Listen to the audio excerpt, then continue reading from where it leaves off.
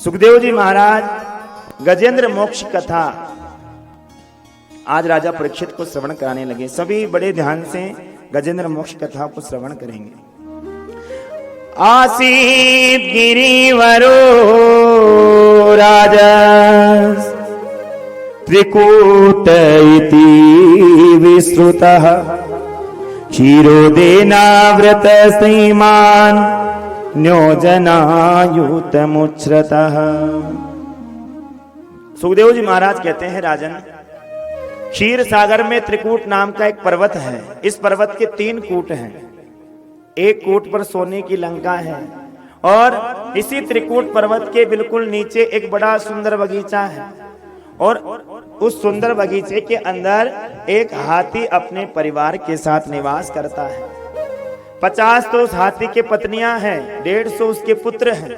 खूब बड़ा महाराज उसका परिवार है। परिवार के साथ में निवास करता है और 100 हाथियों के बराबर उस हाथी में बल है।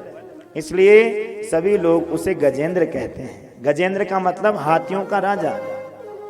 और 100 हाथियों के बराबर बल होने के कारण जंगल के जितने भी जीव जंतु हैं सभी उससे डरते हैं, घबराते हैं। और जब वो अपने परिवार को लेकर भ्रमण करने निकलता है तो सभी नतमस्तक होकर उसे प्रणाम करते हैं, सभी नतमस्तक हो जाते हैं। एक दिन गजेंद्र अपने परिवार को लेकर के परिवार के साथ भ्रमण करता हुआ जंगल में जा रहा था और जंगल में जाते जाते प्यास लगने लगी। जब प्यास लगने लगी तो एक सरोवर के निकट पहुंचा और महाराज उस सरोवर में जल पान करने लगा। खुद जल पिया, अपनी पत्नियों को पिलाया, बच्चों को पिलाया और जल पीने के बाद अपनी सूंड में जल भरता और अपने परिवार वालों पर छिड़कता, अपनी पत्नियों पर, अपने बच्चों पर छिड़कता। जल में किलोल करने लग गया, क्रीड़ा करने लग गया। अब महाराज उस सरोवर में एक ग्राह रहता था, मगरमच्छ वहां निवास करता था। उस ग्राह ने आकर के गजेंद्र का पैर पकड़ लिया। गजेंद्र ने सोचा कि मुझ में तो 100 हाथियों के बराबर बल है, भला मुझे मेरा कौन क्या बिगाड़ सकता है। मुझ में 100 हाथियों के बराबर बल है, भला मेरा कौन क्या बिगाड़ सकता है। आज महाराज, लेकिन गजेंद्र को पता नहीं था कि मुझे जल के अंदर ग्राह ने आकर के पकड़ा है। देखिए, यदि पृथ्वी पर होता तो गजेंद्र में बल अधिक था, लेकिन जल जंतु होने के कारण सरोवर में तो उस ग्राह का बल अधिक हो गया। क्योंकि कहते हैं, अपनी अपनी ठोर पे सबको लागे दाव, जल में गाड़ी नाव पर, थल में गाड़ी नाव। अपने अपने स्थान पर बल अधिक हो जाता है। यदि जल से बाहर होता तो गजेंद्र में बल अधिक था, लेकिन जल जंतु होने के कारण ग्राह में बल अधिक हो गया। अब महाराज ग्राह अपने पैर को खींच रहा है, लेकिन उधर से ग्राह हाथी के पैर को खींच रहा है। खींचते खींचते महाराज संध्या का समय आ गया, लेकिन गजेंद्र बिल्कुल भी हिल नहीं पाया। गजेंद्र का बल धीरे धीरे क्षीण होने लगा। वो अपने आप को जब कमजोर महसूस करने लगा तो उसने सोचा कि मुझे किसी भारी जीव ने आकर के पकड़ा है। अपने पुत्रों को आवाज लगाया, पत्नियों को आवाज लगाया, मेरी रक्षा करो, मुझे बचाओ। लेकिन महाराज, पत्नियां और पुत्रों ने अपनी सूंड से सूंड लगा करके खींचने का प्रयास तो किया, लेकिन तिल भर भी गजेंद्र हिल नहीं पाया। 1 महीना व्यतीत हो गया, लेकिन गजेंद्र बिल्कुल हिल नहीं पाया। अब तो महाराज पत्नी पुत्रों ने सबने सूंड से सूंड हटाई और वो जाने लगे।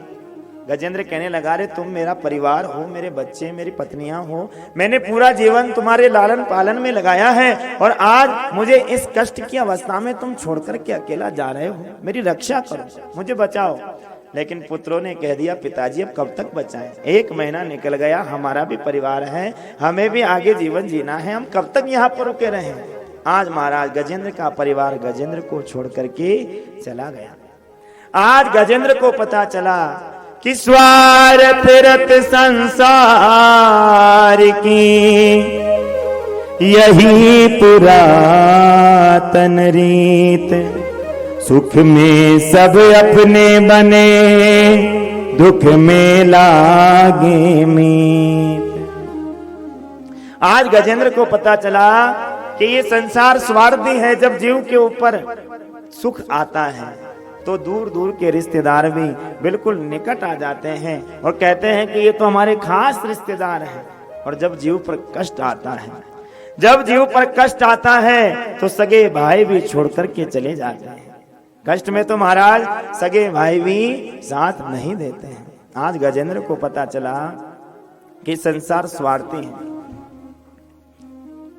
गरीबी बिगाड़ देती है वो रिश्ते जो खास होते हैं, गरीबी बिगाड़ देती है वो रिश्ते जो खास होते हैं। और पराये भी अपने होते हैं जब पैसे पास होते हैं। जब थोड़ा धन आ जाए, थोड़ा धन दौलत आ जाए तो दूर दूर के रिश्तेदार भी बिल्कुल निकट आ जाते हैं। और जैसे ही जीव पर कोई कष्ट आ जाए, दुख आ जाए, विपत्ति आ जाए तो हमारे परिवार वाले भी हमें छोड़ करके चले जाते हैं। आज गजेंद्र को पता चला कि जब इस संसार में सब लोग साथ छोड़ दें, कोई साथ देने वाला बचे नहीं, तो केवल साथ देने वाला वो परमात्मा है। उस परमात्मा के अलावा और कोई साथ दे नहीं सकता। आज भगवान की गजेंद्र को याद आए, अपनी सूंड को आकाश की ओर करके गजेंद्र भगवान को पुकारने लगा। ओम नमो भगवते तस्मै यत एतस्सिदात्मकं पुरुषायादि बीजाय परेशाय विधीमहि। गजराज को प्यास लगी वन में, तब नीर सरोवर पीवन आयो। गजराज ने पाव धरो जल में, ग्राह ने आई के पाव दबायो।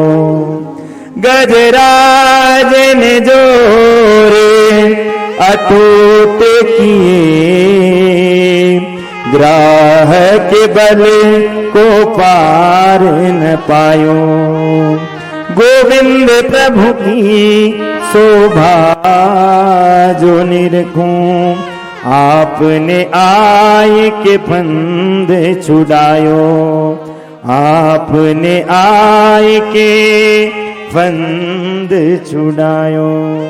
आज महाराज जैसे ही गजेंद्र ने आज भगवान को पुकारा और भगवान को पुकारते ही गजेंद्र ने भगवान का नाम भी नहीं लिया, केवल ऊपर सूंड करके गजेंद्र कहने लगा कि जो पूरे इस विश्व प्रपंच को चलाता है, जो पूरी सृष्टि का रचयिता है, जो पूरी सृष्टि का पालन करने वाला है, वो आकर के आज मेरे प्राणों की रक्षा करे, वो आकर के आज मुझे बचाए। हमारा आकाश में सभी देवता खड़े हैं, भगवान शंकर खड़े हैं, ब्रह्मा जी खड़ी हैं, माता जगदम्बा खड़ी है, लेकिन बचाने कोई आ नहीं रहा। भोले बाबा कह रहे हैं कि गजेंद्र तू किसी का नाम नहीं ले रहा, यदि तुझे मेरा नाम याद नहीं तो मुझे डमरू वाला कह दे, त्रिशूल वाला कह दे, जटा वाला कह दे, मैं तेरी रक्षा करने आ जाऊंगा, लेकिन आए नहीं। ब्रह्मा जी कहते हैं कि यदि मेरा नाम याद नहीं आ रहा तो चार मुख वाला कह दे, दाढ़ी वाला कह दे, मैं तुझे बचाने आ जाऊंगा, लेकिन बचाने आ नहीं रहे, बचाने आ नहीं रहे। मां जगदम्बा कहती है पहाड़ों वाली कह दे, छत्र वाली कह दे, मैं तेरी रक्षा करने आ जाऊंगी, लेकिन आ नहीं रही।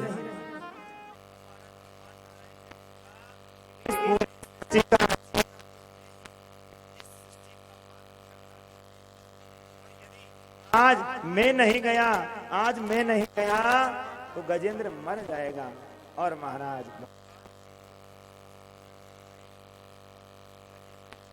को पकड़ करके बाहर निकाला और अपने सुदर्शन के धड़ को सर से अलग कर दिया। अब तो महाराज गजेंद्र भगवान से कहने लगा, प्रभु मैंने आपकी की, मैंने आपको पुकारा और आपने मुझसे पहले ग्राह का उद्धार क्यों किया? आपको पुकारा तो मैंने और आपने मुझसे पहले कल्याण किया ग्राह का। भगवान ने कहा कि मैं अपने भक्त को बाद में तारता हूँ, जो पहले मेरे भक्त के चरण आकर के पकड़ लेता है मैं पहले उसका उद्धार कर देता हूँ। पहले अपने मेरे भक्त के चरण जो आकर पकड़ता है उसको तारता हूँ, उसके बाद मेरे भक्त को तारता हूँ। और महाराज ये बिल्कुल ठीक बात है। भगवान यदि हमारे पूजा अर्चना में, हमसे भगवान की पूजा अर्चना में कोई त्रुटि हो जाए, कोई अपराध हो जाए, तो भगवान उसे माफ कर देते हैं। लेकिन यदि भगवान के भक्तों के प्रति हमसे कोई अपराध हो जाए, भगवान के प्रेमियों के प्रति यदि हमसे कोई अपराध बन जाए, तो भगवान कभी माफ नहीं करते। भगवान कभी माफ नहीं करते। भगवान ने तो यहां तक अपने पुत्रों को भी कहा था, अपने पुत्रों से भी भगवान ने कहा था कि बेटा यदि तुमने कभी संत का अपराध कर दिया, संतों का तुमने अपराध कर दिया, तो मैं भगवान होकर भी तुम्हारी रक्षा नहीं कर पाऊंगा, क्योंकि मैं अपने संतों से, अपने भक्तों से बहुत प्रेम करता हूं। इसलिए जीवन में हमेशा ध्यान रखें, भगवत अपराध बन जाए कोई बात नहीं, भगवान के भोग में, भगवान के स्नान में, भगवान की सेवा में कोई त्रुटि रह जाए कोई बात नहीं, उसे भगवान माफ कर देंगे। यदि हम कहेंगे कि प्रभु हम नादान बालक हैं, हमें तो आपकी पूजा आती नहीं, भगवान हमें माफ कर देंगे। लेकिन कभी गलती से भी, यदि भूल से भी भगवत भगवान के भक्तों का अपराध बन गया, भक्ता अपराध बन गया, तो भगवान कभी माफ नहीं करेंगे, कभी माफ नहीं करेंगे। एक महाराज बड़ी सुंदर कथा वृंदावन